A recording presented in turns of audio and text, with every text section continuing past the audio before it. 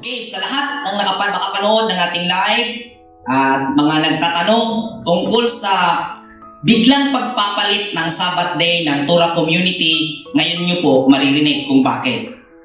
At doon sa mga hindi talaga nagkaroon ng kaliwanagan sa naging pagbabago, kung kayo po ngayon ay nakikinig at gusto nyo pong magkaroon ng paglilinaw, pwede nyo pong i-comment ang inyong mga tanong dyan sa ating comment section sa live.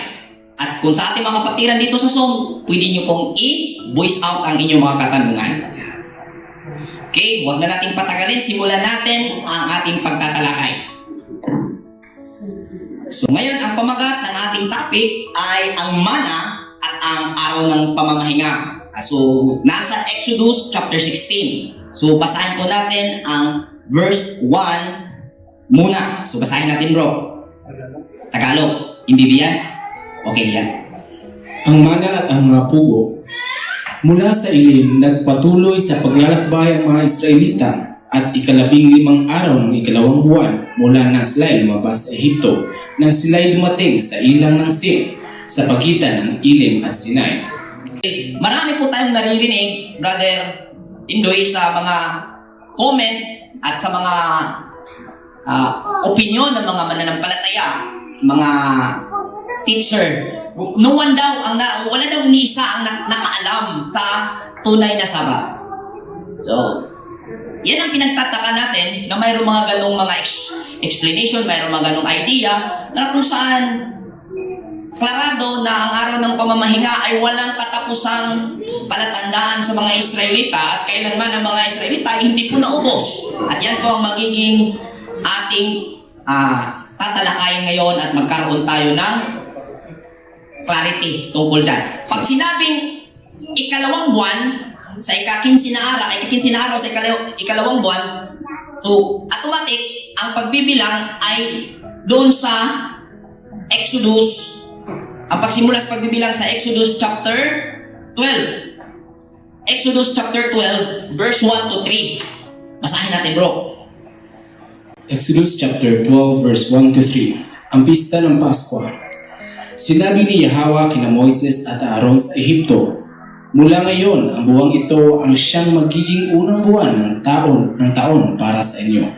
At sabihin ninyo sa buong sambayanan ng Israel na sa ika-10 araw ng buwang ito, bawat pamilya ay pipili ng isang tupa o batang kambing para sa kanila. Okay, wala pong naging explanation kung pang ilang buwan ang buwan na ito doon sa Ehipto kasalukuyang nandun sila. Wala pong na-mention. Ang klarado na na-mention dito na ideklara ng Elohim through Moses sa mga Israelita na ang buwan na iyon ay ang magiging unang buwan sa taon. So, kung babase lang tayo sa existing translation tulad ng nabasa natin, mahihirapan tayong hanapin yung nasabing unang buwan. So, babalik tayo sa Hebrew at ang ating nakikita po doon is Abib. Yung nasabing unang buwan ay Abib. So, ano ba ang Abib? Madalian na to. So, ano ang ibig sabihin ng Abib? So, dahil andyan naman ang Higher Assembly, Google, patulong tayo. Tingnan natin. So, Abib, Hebrew, means barley, refining, and extension, spring season in Hebrew. And also used as given name, gamit sa di siya nga ngalan. Sure name, apelido, and place name. So, gaya ng Tel Aviv. Ang Tel Aviv ngayon ay ang capital city ng Israel. Amin po ba? So, the first month of the year is called the month of Abib. And the Pentateuch means ito po yung Torah. Na kung saan andito yung Bereshit, Shemot, Vayikra, Bimidbar, Devarim. Nasa Griego, Genesis, Exodus, Leviticus, Numeros, and Deuteronomy. So ito po yung Pentateuch, the first 5 book of Scripture. So, the month is called Nisan in the book of Esther. So, pag sinabing Abib, hindi pala yan pangalan ng buwan. Mayroong kaganapan sa buwan na yan. At ang kaganapan na nangyayari dyan ay season ng barley. Ito'y season ng trigo. So, ang refining ka ng paghinog pa yun. No? Pagsimula ng paghinog. Tama ka rin? Tapos, may piling tayo. So, kaning spring, nagtumbok ni sa pagbuswak. Okay. So, kung ating sumadahin, ang ating pag-aanalisa, ang Abib pala ay tumutukoy sa season ng trigo. At ang unang season ng trigo, ito ay nasa buwan ng Nisan. Nisan ang unang buwan ng kanilang kalendaryo. At ito ay na-mention sa Book of Esther. So, and in subsequent, di man Luis, post-exilic history of the present day, these names are sometimes used. Although Abib refers to the 3-month season, and Nisan is called the first month of Abib. So pag sinabing Abib, hindi pa na ito isang bisis. Dahil ito ay season ng trigo, 3 bisis ito nagaganap sa isang taon. So hindi muna yan ang ating focus ngayon sa ating pag-aaralan. Dahil spiritual na kahulugan ang ating kukunin dyan sa nasabing season. At yan ay ating pag-uusapan sa review sa topic na ito. So, ngayon mag-focus tayo dito sa Nisan, kung saan ang unang Abib ay doon nagaganap. So, pag sinabing Abib, atin na pong naibigay ha, yan po ang ibig sabihin yan ay season ng trigo, mumuswak, kamumunga, ganun. At ito ay nagaganap yung unang season niya sa Nisan. Yun ang first month ng kanilang kalendaryo. So, ano ba ang equivalent o katumbas sa ating kasalukuyang kalendaryo itong nasabing Nisan? Dahil sa kaalaman ng lahat, no? Ang Nisan ay pangalan ng buwan ng lunarian calendar ng mga Israelita. At alam po natin yung Gregorian calendar ay hindi na po nakabase sa buwan. So, ano ang equivalent o ano ang katumbas next? So, ano ang katumbas ng Nisan sa Gregorian calendar? Ang equivalent niya ay March or April. Bakit hindi March na lang? Or bakit hindi na sa April na lang? Bakit? Yan dahil ay ang Gregorian calendar ay hindi po nagsisimula sa new moon. Kaya minsan ang new moon tatama sa kalagitnaan ng Marso at ang takbo ng buwan ay 29.5 days, magtatapos po siya sa kalagitnaan din ng April. So kung automatic, kahit pa nasa dulo na ng March, dahil March pa yan, at ang kanyang dulo din, ang kanyang katapusan ng takbo sa lunarian ay doon talaga tatama sa April. Kaya ang equivalent, dalawa ang na-mention, March or April. So, dahil yan ang ibinigay nila, tingnan po natin kung paano po ito tatama. So, yan. So, ganito po yung mangyayari.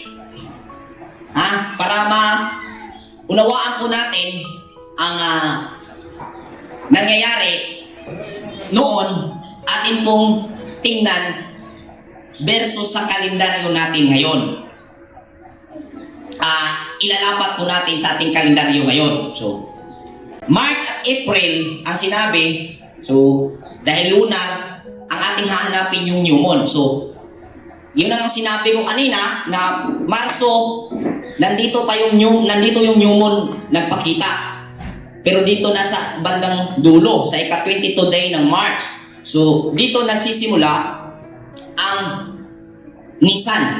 Ang day 1 ng Nisan ay magsisimula sana yun sis? March 22, ngayong taon ng 2023. So, yan. Magsisimula sa 22 ng Marso. So, dahil ang takbo ng buwan ay 29.5 kada buwan sa lunar. So, ang mangyayari, ang unang buwan ay considered na 29 days dahil wala namang pagbibilangin na half. So, automatic, yung natirang half ay maidagdag doon sa susunod na buwan. Ganun po yung mangyari. So, 29.5, ang unang buwan is 29. Ang next month ay 30. So, yan.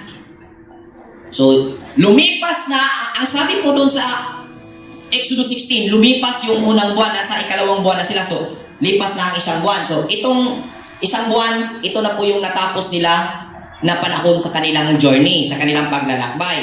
So, dito na sila sa pangalawang buwan, Moses. So, sa pangalawang buwan, na-mention doon ang ika-15th day sila. Nasa ika-15th day sila noong nasa nasa ilang ng sin ang mga Israelita. So, bantayan po natin, tandaan po natin, pakipokus po sa inyong mga Biblia, dahil dito po maganap yung dalawang comparison ng Sabat. So, tingnan po natin ang ating mga hawak na Biblia dyan. Dahil babasahin po natin continue yung versikulo. Exodus 16 verse 2. Ang mga Israelita ay nagreklamo kina Moises at Aaron. Next, continue. Sinabi nila, mabuti pa sana'y pinatay na kami ni Yahweh sa Ehipto. Doon, nakakakain kami ng karne at tinapay hanggang gusto namin. Dito naman sa ilang na pinagdalhan ninyo sa amin, mamamatay kami sa gutom. So, sa verse 2, ang sabi, nagreklamo ang mga Israelita. At yun ay kaka-mention lang sa verse 1 na day 15 ng second month. So, nung day 15 ng second month ay naganap ang pagreklamo na naman ng mga Israelita.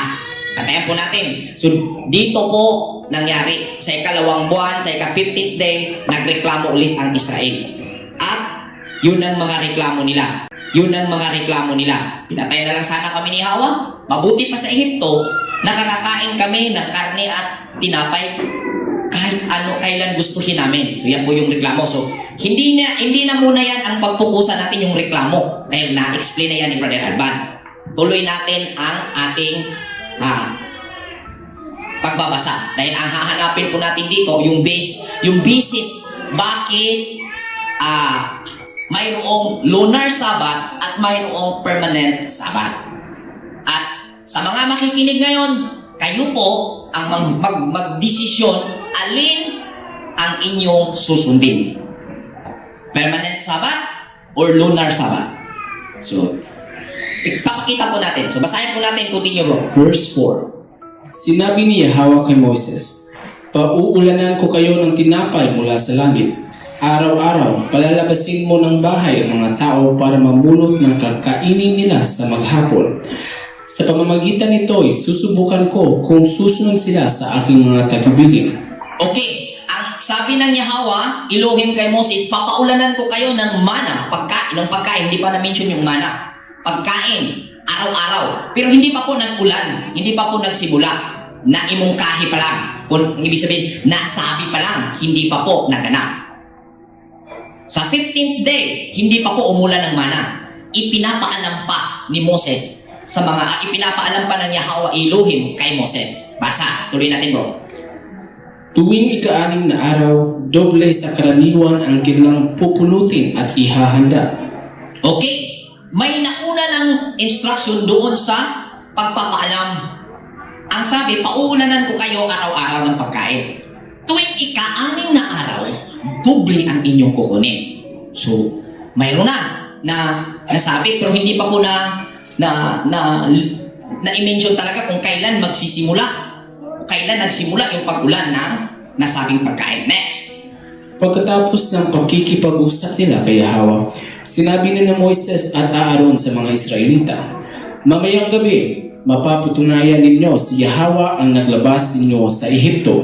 At bukas ng umaga, makikita ninyo ang kanyang kapangyarihan. Narinig niya ang inyong mga reklamo laban sa kanya, sapagkat tuwing gagawin ninyo ito sa kanya, kayo nagreklamo, hindi sa amin. Okay. So, mamayang gabi, pauulanan kayo na karne. Gabi. So, kung ating sundan, yung nagiging salaysay, from D15, nagreklamo, wala pong na-mention na ibang araw. Kasi nung nagreklamo, kaagad umaksyon si Moses at nangusap sa kanya ang Elohim. So, ang sabi, mamayang gabi. So, ano kaya ang gabi na posibleng tinutukoy dito na mamaya? Kayo po ang mag-analyze. Para po sa akin, yan po ay gabi ng 15th day ng ikalawang buwan. Ng ikalawang buwan sa pag-alis nila. Ikalawang buwan mula nang umalis sila sa Egypt. So, agree po ba kayo? Na ang gabi na sinasabing mamayang gabi, magpapaulan siya ng karne ay ang ika-15th day. Mismo ng ika-15th ng gabi. Dahil araw sila nagreklamo, sabi mamaya, so posible ika-15 ng gabi ang mamaya na sinasabing gabi ni Moses. Tama, so 15. Markahan po natin na dito sa 15, tandaan nyo po, sa ika-15th day, dyan po sa gabi, nagbigay ng karne ang Elohim. Next, basahin po natin.